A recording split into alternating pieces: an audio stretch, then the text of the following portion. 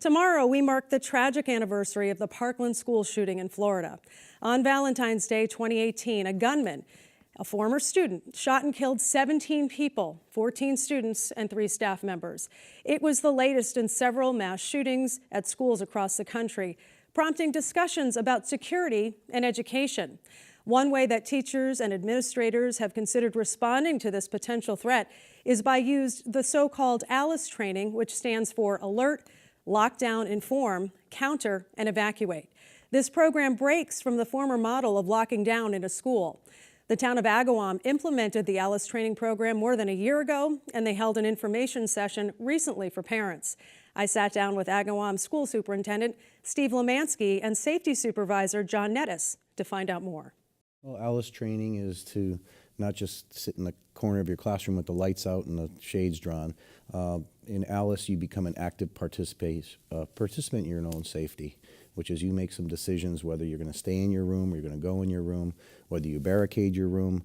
There's all kinds of decisions that are now being placed on the teacher and also the students. This is a big change from what it used to be, because it used to be if a lockdown was called, you did that. You stayed in your room and you were quiet and you listened to the teacher, of course, and you just waited until law enforcement got there. But we've seen over the years, you know, these situations happen so fast that that's not always the most effective thing.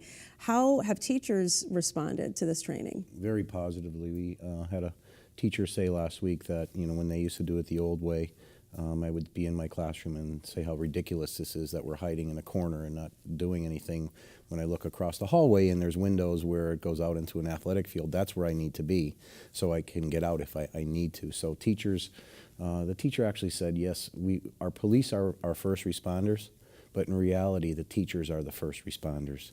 And that point really hits home because the teachers are the first ones there to keep the kids safe. Right, and the police are doing the very best they can to respond to that situation. They're going as fast as possible. But when you are the teacher in the classroom, what are you looking at? Are you looking at the window and saying, okay, we're on the first floor, we're going to jump out and we're going to run? Do you need to have information first that's coming through, perhaps from people on cell phones? I mean, how do you train teachers to run or barricade? Well, I think the fundamental level that ALICE provides for us is the A in ALICE is the alert piece. So once we learn that there is a threat or an active shooter, the high school, I want to say, is 266,000 square feet. So if you're not fortunate enough to be far away from the shooter and run out, then it gives the teacher some strategies on barricading the door and another option for either going out the window, going out the exit. And then if that fails, we develop some strategies in counter. So that would be the C in ALICE. And what does counter mean? Because a lot of times people think, okay, that automatically means fight, but that is not necessarily what it means. Well, the counter strategies that we've adopted is picking up a book or something where you can distract the shooter long enough where there could be another technique where the shooter could be incapacitated, or it would allow you to exit safely. And obviously teachers are being trained together, so you know, if this is a scenario where somebody threw a book, you know, another teacher could respond and you know, scoot kids out as well, I'm guessing. And those are scenarios that you run? Like we said before, we've taught 847 staff. That's teachers, paras, nurses, custodians, kitchen staff. We try to develop as many scenarios as possible and create a critical incident where it's going to allow the teacher to make the decision on their own. So we've brought airsoft in, we've brought blanks in. We really appreciate the fact that we are allowed by the superintendent to shoot blanks in the hallways so the teachers can get used to that cognitive switch that happens if you hear gunshots in your school. If we poll a group, a lot of times just by asking them how many people have heard a gunshot before, with the exception of on TV, you're not going to hear a lot of, get a lot of people say, yeah, I've heard a gunshot. I've heard it in the hallway. I've heard it in, that's not the norm. And when you talk about barricading, what kinds of strategies do you give them? Because, you look in an elementary school classroom, there's a bookshelf and there's chairs. What do you do? Yeah, there's desks, there's cables from your computer, so if your door opens in, you can certainly shove the heavy teacher desk up against it. If the door opens out, you're going to have to tie something to the handle so the door can't be opened out. So there's a lot that we look at, and you look at everything in your room to see how that can help you and how you can slow someone down from actually entering your classroom. So you're really looking at things in a different way. Everything around your room, you're looking a way to get out or, to barricade in as well.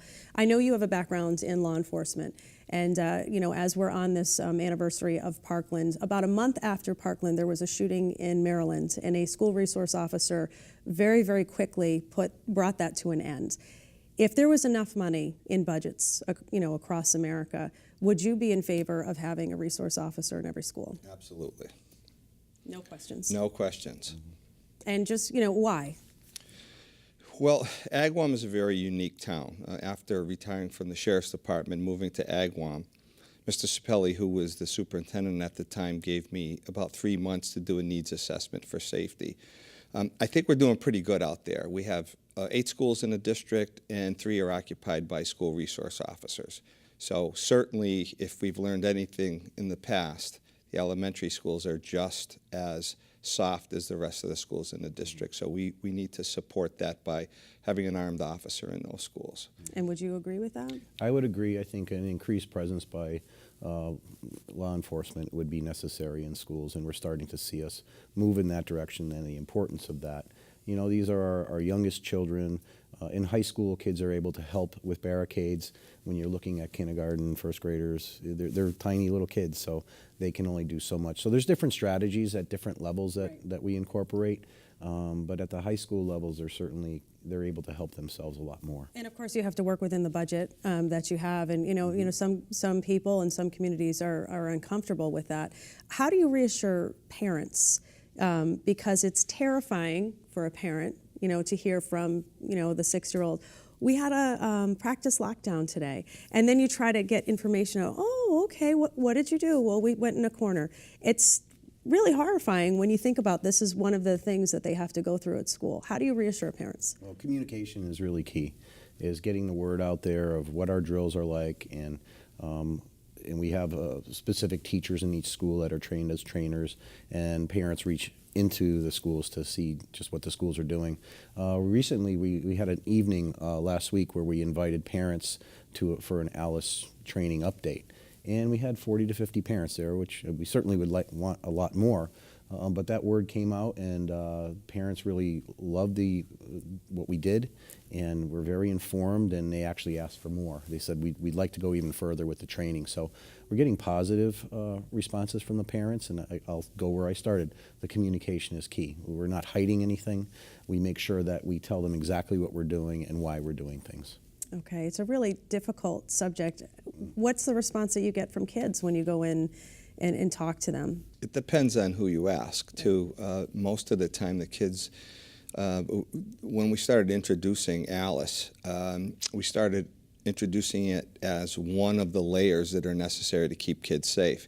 It's just the elementary, rudimentary type of training. They're asking for more. They're asking for faster. They're asking for a little bit more intense. So it was our intent to go ahead and start spoon feeding it to the district, and then, you earn as you learn. If you like that, then we have something else that's going to dovetail it.